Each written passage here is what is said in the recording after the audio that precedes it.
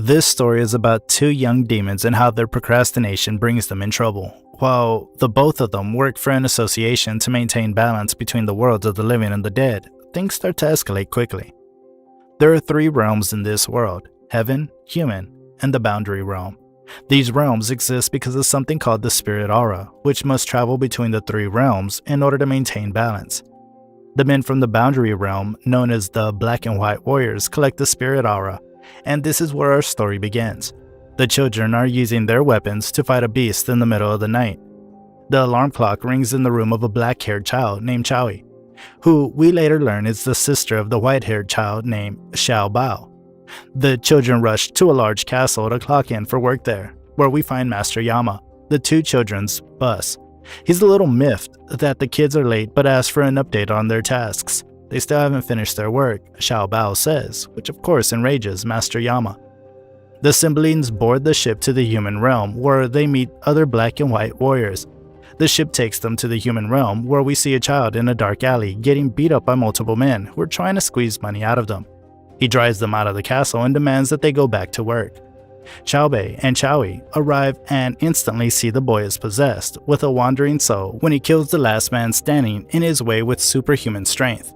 The warrior children draw their weapons, but are a little frightened by the strength of the spirit in front of them. They offer Plan B, which is to take a defensive, almost escapist approach to fighting their opponent. The two actually flee the battle and attempt to ask the spirit on team for assistance, but the wandering spirit catches up to them, and they're all taken away by an unknown force in the spirit, who is now the beast from earlier that follows them. Law, a powerful spirit hunter, locks in on more wandering spirits escaping from a sealed area. He and his team rush to strengthen the seals and alert the palaces in the area. Child 1 gets clogged, but Chowie catches her before she falls to the ground. The monster gears up to attack the kids, but another warrior blocks the attack and helps the kids fight the beast. The wandering spirit eventually gets defeated, and the woman who helps them flee without being seen. Young Chowie attended hell all of a sudden. Authors didn't cut back to the human realm again, and the kids watch over a cartoonist as he works on a manga. As it turns out, the children are there to escort this man's soul. General arrives at Mastery on this place, and it's revealed that he's the children's caretaker.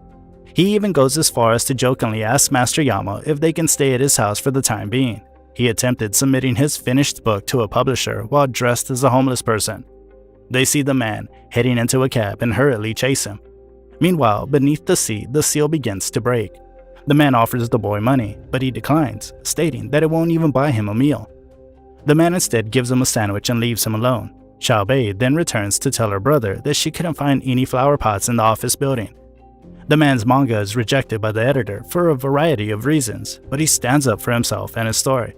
The editor gives him hell until he leaves the building deflated, and we learn that Chowie has possessed the editor in an effort to persuade the man to commit suicide. As the man sits on the roof and thinks back on the past 10 years of his life, he notices his friend, who you thought was into him romantically, with another man looking. The children witness the guy plunge to his death, but Xiao He is troubled by the sandwich the man handed him earlier. The youngsters swoop in and kill the man before he dies. The man experiences a harsh awakening to the sight of his possessed editor approaching him and making a publishing offer. The kids start sobbing after the man is saved, since they accomplished their goal of saving him rather than killing him. Long and his group are currently working on their goal. He is met by Lucio, the guy who rescued Xiaobei and Shahi from the wandering spirit. After almost completely destroying the robot, Lucio is urged by him to practice.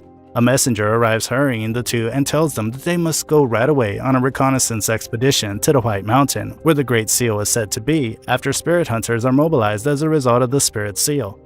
Xiao, meanwhile, is in a strange setting and recalls that he must travel to the White Mountain with the Great One. The other place, Xiaobei receives a rebuke from John for being unruly, while Xiaobei somberly explains that they were merely attempting to help an old man fulfill his dying wish when a monster unexpectedly attacked them. Long consoles the young girl and informs her that the spirit hunters have been sent down there. John gives the order to send more people down there after learning that the seal might break at any moment. Cha is attempting to flee in the meantime, but is at a loss for words when all of a sudden a child's face appears. The young children are informed by Bai Long that the Taiyanche seal truly holds 100 ghost spirits. 99 of the most aggressive ghosts were confined there by Master Zhang about 1,000 years ago. Xiao was taken for one of the ghosts by the spirit monster. who was gathering the ghosts that were leaking through the seal. Bai Long is about to wrap up when the seal was breached. The water below starts to glow red and an explosion occurs, unleashing a tremendous amount of energy on the earth. Shahi is thinking elsewhere in the meanwhile. Just suddenly, a man on top of the statue chuckles. At his plate, with the seal broken, spirits are free to flee into the human realm. The spirit hunters work hard to stop them, but a giant monster spirit appears from the ceiling, challenges Zhang and his crew. They quickly knew that this is the 100 ghost spirit. Meanwhile, Chao, he's busy with his own adversary. This guy teases him and immediately puts handcuffs on poor Chai. The guy discloses to show you that he's Long, asks if he's sure because the cannon is incredibly strong, and John says that blasting the place to the ground is preferable than having the 100 ghost spirits reunited before entering into a fight. He mutated into a monster like the 100. Walks back down Chao. He easily breaks free from his bindings. He observes as the spirits are absorbed by the guy antagonizing him, utterly ignorant that a monster is behind him on the ship. When San Jose attacks John after he jumps into the field to find Chai Chai, Chai is shocked because John seems to know him personally and even calls him by his real name when he can't. Lucio then appears and John entrusts Xiaobei with her care before giving the order to Bailing to launch the Jingle Cannon and destroy the Great Seal if he's not back in. With spirits escaping at an alarming rate and moving toward the seal's opening, but being stopped by enemies seeking retribution, Xiaowei breaks free and absorbs the spirits in his body in the process. Woozy watches the entire event and remakes that Xiaowei needs to consume more spirits to become stronger and join his team. Xiaowei collapses once more and changes into a grown man. John then issued a warning to his adversaries while they were watching another odd spirit enter their meter and suspected to be Xiaowei Chao. Bei is perplexed because initially her brother had any spiritual strength, and Lucia wonders if something occurred inside the seal for him to gain power. When the intensity of their fight reaches the exterior of the seal where John is currently located, he immediately realizes that the ghost of Xiaowei, who is actually Wang Hang, has been released.